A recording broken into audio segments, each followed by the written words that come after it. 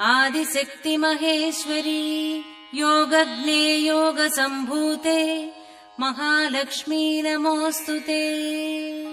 स्थूल सूक्ष्म महारौद्रे महाशक्ति महोदरे सर्वपापहरे देवी महालक्ष्मी नमोऽस्तुते।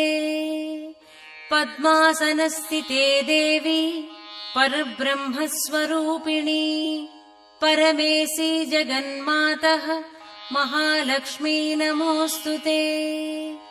श्वेताम्बरधरे देवी नानालङ्कारभूषिते जगत्सिते जगन्मातः महालक्ष्मी नमोऽस्तुते। महालक्ष्म्यष्टकस्तोत्रम् यः पठेद्भक्तिमान् नरः सर्वसिद्धिमवाप्नोति राज्यं प्राप्नोति।